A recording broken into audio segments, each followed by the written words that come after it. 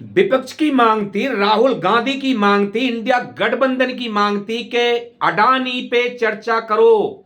अमित शाह, मोदी जी, अडानी पे चर्चा करो। जैसे कि अमेरिका अदालत ने अडानी के खिलाफ अरेस्टेड वारंट निकाले हैं। बाकी सभी विदेश से उनके जो बिजनेस उनके साथ कर रहे थे, सब ने हाथ पीछे कर लिए। लेकिन हिंदुस्तान में विपक्ष की मांग थी कि अडानी पे चर्चा करो, लेकिन ऐसा नहीं हुआ। अमित शाह जी भरे सदन में किस पे चर्चा करते हैं, किसका अपमान करते हैं? अंबेडकर साहब का। यानी अडानी मुद्दा भटकाने के लिए लोगों के अंदर हिंसा फैलाने का काम ये अमित शाह गृह मंत्री ने किया है कि अडानी मुद्दा भटक जाए। क्या ये ऊपर से काका की चाल थी? जो काका साहब बैठे हैं ऊपर, जो अडानी के ऊपर कोई चर्चा नहीं कर रहे, उसके विषय में कुछ बोल नहीं रहे, विपक्ष मांग कर रहा है, इंडिया गठबंधन मांग कर रहा है, जनता मांग कर रही है कि कुछ बोलिए आका, कुछ बोलिए। लेकिन आका बोलने को तैयार नहीं है। तो आका ने क्या ये बोला था अमित शाह को कि आप ऐसे कोई शब्द निकालो जिससे कि भूचाल आ जाए और अडानी मुद्दा से दिमाग बढ़ जाए लोगों का। तो किसका अपमान किया? उनका अपमान किया जिसके बलबूते पे, जिसके बनाए हुए संविधान से सबको आजादी मिलती है। जो सब बोल रहे हैं, देश जिसके दायरे में लेके चल रहा है, हर किसी को एक हक दिया बाबा साहब अंबेडकर जी ने। उनका अपमान करने का किसने कहा था अमित शाह के लिए? आप कौन होते हो जो बाबा साहब का अपमान करोगे? आप तो उनकी एक, मैं बोलूं, पैर की धूल भी नहीं।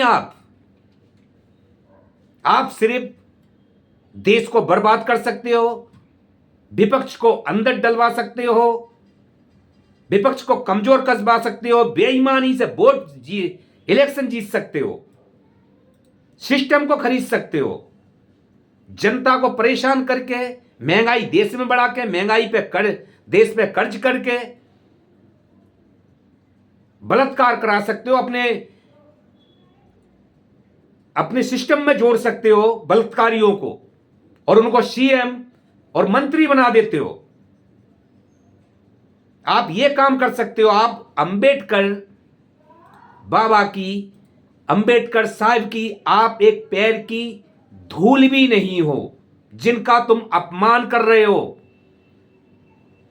अंबेडकर जी को सबने देखा है, राम को किसी ने देखा नहीं है, लेकिन सृष्टि उनकी जरिया चलती है। लेकिन पृथ्वी पे जो सबको बोलने का अधिकार, जिसके दायरे में लेके कोर्ट कचहरी सभी सिस्टम चलता है, महिला जन संख्या को बोलने का उनने एक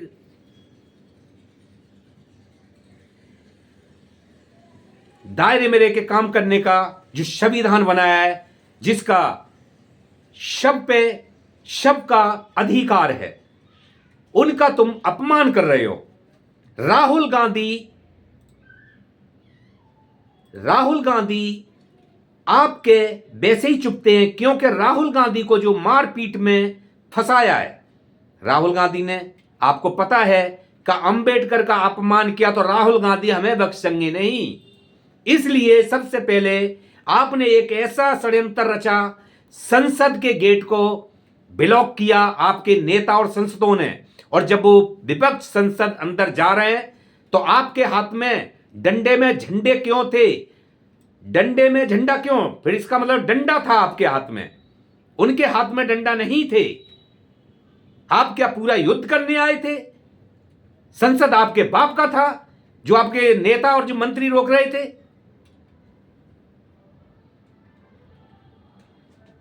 तो ये सारा षड्यंत्र कि राहुल गांधी आगे ना बढ़े, इसलिए सबसे पहले चमकते सितारे को ही धर लीजिए और इन पे एफआईआर करा दीजिए, झगड़े का माहौल पैदा कीजिए।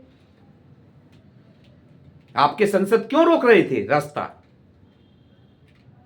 और धक्का लगने से सीधा आईसीयू में जाता है तो सीधा फिर तो राहुल गांधी बहुत बलवान हो गए, आला उदल हो गए पहले जमाने के, जो आपके नेक धक्का लगा और सीधा आईसीयू में, छोटा धक्का लगा वो सीधा आईसीयू में, और दूसरे दिन वहां से डॉक्टर कह देता है सब कुछ ठीक है, और आप तय करेंगे कि इसको ले जाना है कि नहीं ले जाना, क्योंकि आपको जनता, आपको दिखाना है वो आईसीयू में कि हमारा संसद घायल हो गया, जिससे कि आपको राहुल गांधी पे केस करने का मौका मिले। आप मौका ढूंढ रहे हैं राहुल गांधी पे, क्योंकि राहुल गांधी ने मोदी जी की नाक में दम कर रखा था अडानी को लेके, इसलिए अब अमित शाह के जो नाक में दम कर देते, इसलिए राहुल गांधी को, राहुल गांधी एक वो सितारा है, उसके खानदानी राजनीति से लेके, बचपन से लेके वो ये राजनीति देखते हैं। आप तो बड़े हो के राजनीति में आ गए, दादी दादे सब उसके राहुल गांधी के राजनीति में थे, कुर्बानी नहीं है राजनीति में, उसकी घरेलू राजनीति है राहुल गांधी की। हम ये नहीं कह रहे राहुल गांधी का अगर गलती है, हमें नहीं कांग्रेस से, नहीं बीजेपी से, नहीं आपसे, नहीं अदर से कोई मतलब नहीं है, लेकिन हक का हिसाब, बेहिसाब कोई काम राज पार्टी सरकार करेगी तो हम उसको बोलेंगे और जनता तक ले जाएंगे और उसके खिलाफ उसको उछालेंगे, सवाल उठाएंगे उस पर। आपने 10-11 साल की सरकार में राजनीति ऐसी करी है कि देश का बेड़ा गर्क, रोजगार देश से खत्म हो गया, महंगाई चौथे चरण पर पहुंच गई, हर चीज से लोग जूझ रहे हैं, रेप कांड बढ़ गए, जो वायदे करे वो सारे आपने जुमला बताए कि ये तो जुमला था। तो दोस्तों, ये एक षड्यंत्र अडानी का मुद्दा भटकाने के लिए था। फिर अमित शाह बौखला गया और उसने बौखलाहट में अंबेडकर जी को अपमान कर दिया और वो उस पर और भारी पड़ गया। उसने खेल देखा कि अब राहुल गांधी हमें छोड़ेगा नहीं, इसलिए राहुल गांधी को कैसे भी षड्यंत्र रचा और इन्होंने एक केस बनाया उस पर, ऐसा माहौल पैदा किया वहां पे लड़ाई झगड़े वाला, जिससे कि राहुल गांधी को फंसा दिया जाए। जबकि इसका जो भाजपा का संसद आईसीयू में है, आईसीयू में उसका वीडियो, उसका खुद का बयान है कि राहुल गांधी आगे खड़े थे, मुझे धक्का पीछे से आया था। राहुल गांधी तो आगे खड़े थे, उनको खुद धक्का लगा। इसका मतलब राहुल गांधी का धक्का नहीं था, लेकिन राहुल गांधी को लपेटना है। तो राहुल गांधी एक वो शेर है जो आप जैसे लपड़ झंझों से डरता नहीं, आपकी नजरों में उतरा हुआ है कि आने वाला समय के लिए आपको खतरा है तो सिर्फ राहुल गांधी और केजरीवाल से।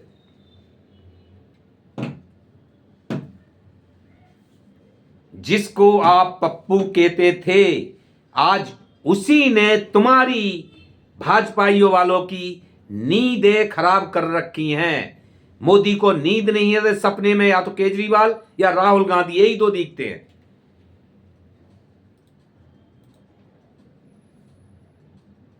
तो भाजपा हर प्रयास वो कर रही है किसी तरह, लेकिन जितना तुम भाजपा विपक्ष के ऊपर या देश के ऊपर जुल्म करेगी, उतने ही तुम सबकी नजरों में आते जा रहे हो। आप क्या सोचते हो? केजरीवाल, आप पार्टी के सांसदों को, केजरीवाल को स्वयं अंदर डाल के क्या आपने कुछ कमाया, पुण्य कमाया?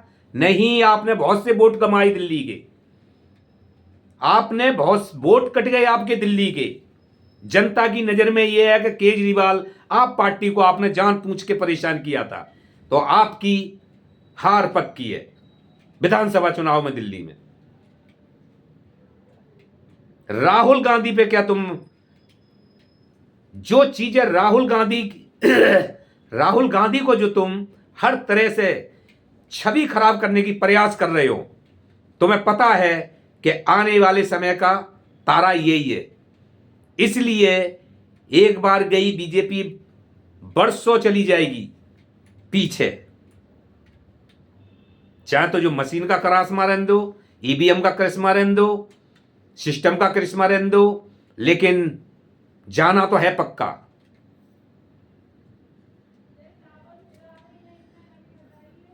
राहुल गांधी, आप बताइए, कांग्रेस के खिलाफ आप दुनिया भर का षड्यंत्र रचते हो। आप बताइए कि आपने 10-11 साल में भाजपा ने क्या किसी को बनाया? कोई यूनिवर्सिटी बनाई, स्कूल बनाए, हॉस्पिटल बनाए? किसको आवास कॉलोनी दी? किसी जनता को कॉलोनी काट के दी? आपने काम क्या करा 10-11 साल में? केजरीवाल का काम तो कम से कम दिल्ली में नजर आते हैं कि स्कूल अच्छे कर दे, फ्री यात्रा कर रही, महिलाओं के लिए बस कर दी, पानी फ्री कर दिया, बिजली फ्री कर दी। कुछ काम तो नजर आता है? तुम्हारा पूरा देश के अंदर काम बताइए कि आपने पूरे देश में कहां कहां कॉलेज खड़े करे, कहां कहां यूनिवर्सिटी खड़ी करी, कहां कहां तुमने जनता के लिए, सुख के लिए क्या करा? सिर्फ अमीरों का भन्ना भरा, सिर्फ अमीरों का भन्ना भरा। आप देश चलाने नहीं आए थे, देश को लूटने आए थे।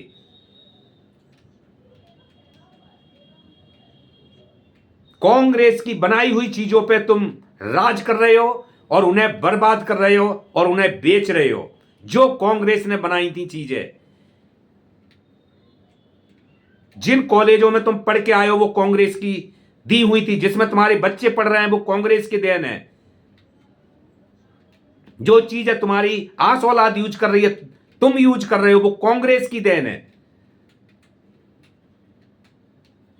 आपने क्या बनाया ये बताइए ना जनता को, ऑन कैमरा मंच से बताइए, संसद में खड़े होकर उस पर प्रचार करिए, हमने ये बनाया।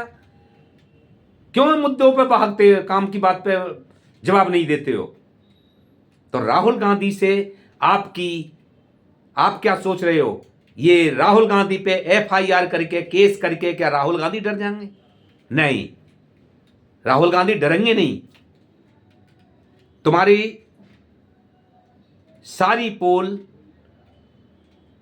राजनीति पे वो पानी फेर देंगे।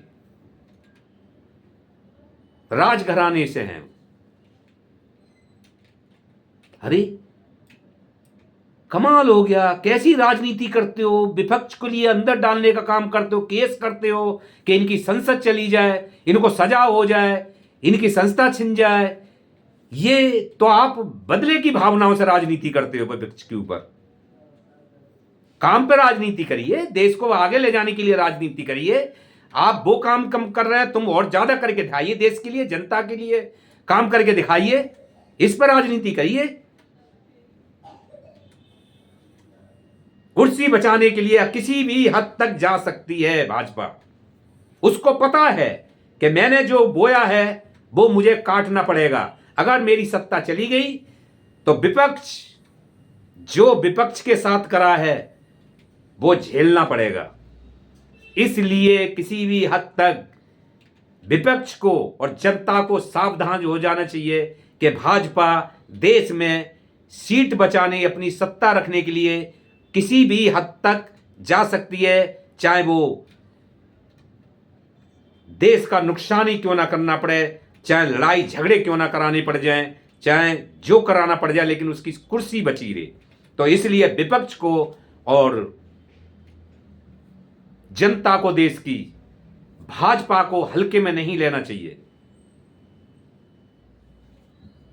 तो दोस्तों नमस्कार, आगे फिर कोई वीडियो आएगी तो मिलते हैं। नमस्कार।